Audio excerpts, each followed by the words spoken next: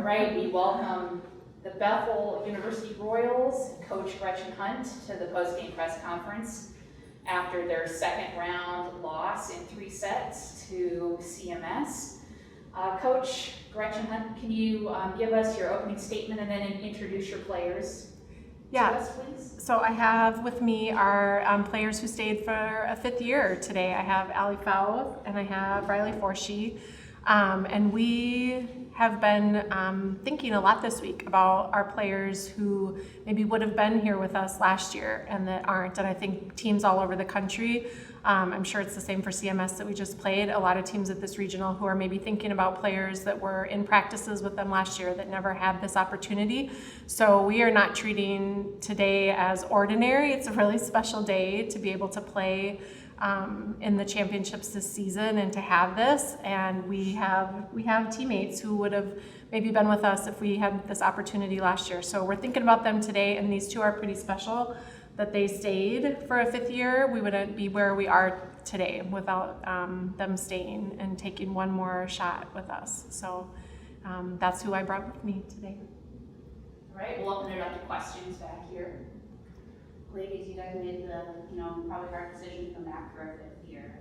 Was the opportunity to play in a national championship a big factor, or were there other things that brought you back to the team for one more season after a not normal year?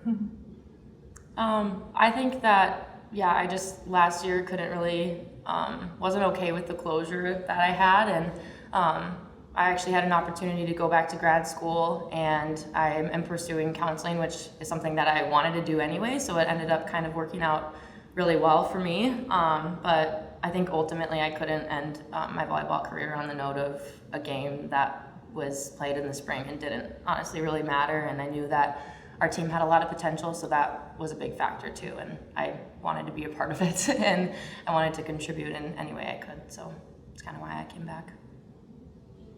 Yeah, I think that for me, I knew that this team was going to be special, but also with COVID, we didn't really know if we were going to have a normal season the next year. Anything could have happened that could have prevented us from being here today.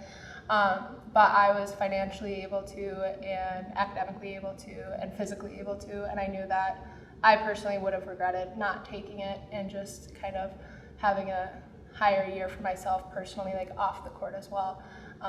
And another year to spend with some young girls and help them out. So yeah. Getting down, you got down late early in the 3rd, and then you guys came back and made it a very close game, very, very late. What was your guys' mentality on the court? Coach, you were out of timeouts, so that We're out early. We spend them early. What was your mentality trying to communicate with your athletes on the court and then athletes, getting it and making Claremont 2 extra points in order to determine the winner? Yeah, well, I'll talk first. I don't know. You guys can talk about on the court because I don't know what was going. I don't know what your mindset was out there. We do take the timeouts early because you just got to try to not let it get away from you. And we saw them in person yesterday, but I think physically being on the floor with them, it's pretty impressive just how physical that team is and how much pressure they put on your first contact. People notice the size and the hits, but it really was the serving that put just a lot of pressure on our first contact. We are really good passers, and we just were struggling with some of that. So I am really wondering what was how did you guys pull that back together out there? Because we were done with timeouts. It wasn't me. Yeah. I don't know. Okay, this is gonna sound kind of cheesy, but we listened to this song yesterday called "I Lived" by One Republic, I think, and it says in the chorus, I lived every second that this world could give, and with every broken bone, I swear I lived. What is the lyric that, do you know the one that I'm talking about? Basically it's about reflecting back and knowing that you couldn't have done anything else. And we listened to it yesterday, and today it played during our warm-up, and we're like, oh, that's cool. So I think my mentality was go hard, and whatever happens, know that I gave it all and know that I did everything that I could, and we'll just see what happens. And I think our team started being more aggressive, and our team's mentality kind of started having that. We all had faith in each other, so I think that we were just we have nothing to lose, so we might as well swing as hard as we can. We might as well dig as best as we can. I don't know. Yeah. I think this is a team who's used to working and just not stopping and just keep grinding through hard and difficult times, especially with like COVID year. A lot of those girls have been working for over a year to even get to where we are today. And you know, once you get to the tournament, there's really no easy route. You can be like, oh, I wish I played this team. Or no, they're all going to be really difficult. And I think we knew that coming in, but we hadn't really played a team that physical, and so probably since Wartburg. And those girls, like on the court, we just slowly were figuring them out. And all we tried to do was, I mean, us two, I just felt like we just like keep working, keep working. That's all you could do. So, yeah. There was definitely, you know, a lot of offensive pressure. They Right. are just very hard. I did feel that. I didn't feel that pressure. How did you guys kind of overcome that at points with you? It never was out of hand, out of reach. Yeah. There was always that fight. How did you guys keep, you know, getting back in? I do feel like we needed just a little more time to figure them out. I feel like overnight was a little hard. Which that's how the tournament is. But I feel like, man, if we could have got the third set, we were starting to figure some things out. Our defenders just needed to be stopped a little earlier, see the hitters a little earlier, and not kind of not be hitting the floor so early. Because I think if we'd been stopped plenty early, we could have dug a lot of balls earlier in the set. So I feel like we started really digging. The blocks started getting some blocks. And then Kirsten was, still putting balls away. Danny was putting balls away. And so we just needed a couple more points to get to that fourth set. Yeah. Ladies, I have a question for all of you is, for the two fifth years, this was the last game.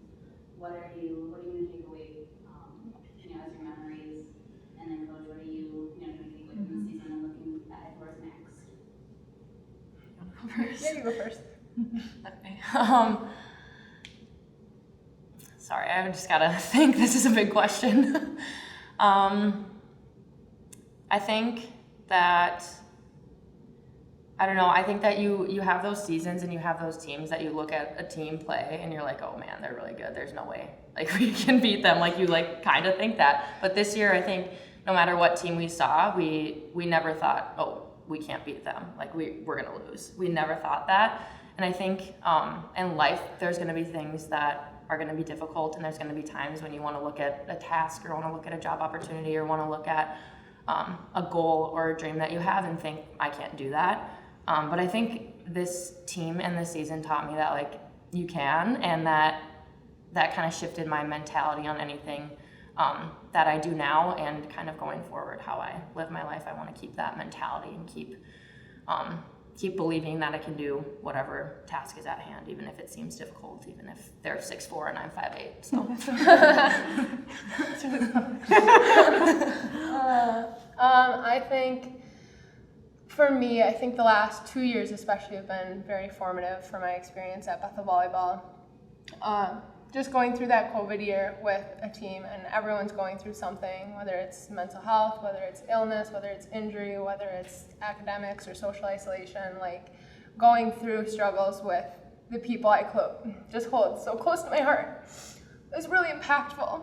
And to see leaders, whether it was seniors or whether it was coaches, show up for each other day in and day out, no matter what we had at hand, it was super impactful. So that's something I want to take away, is just coming alongside other people and helping them through whatever it is that I can help them through going forward. So, yeah. I can't look at you. You don't make me cry. Yeah, these two are pretty special. And I think one of the things we started from the start of the year was talking about, and especially in recent time, is this idea of our weak voice that can be in our head, and we all hear our weak voice a lot, and how do we not let that weak voice win and let our strong voice always win. And I think these two really model that on a day-to-day basis, and their teammates who aren't with us, who graduated last year, I think also really model that. So I think hopefully that's something that will just be embedded in the culture of our program, that will continue on, and we'll see that on a year in, year out basis, whether we're in the tournament or not, that we have women that come out saying I know what makes me special. I know what makes me strong. I'm going to let that voice win on a daily basis. So Thanks, you guys. I miss you.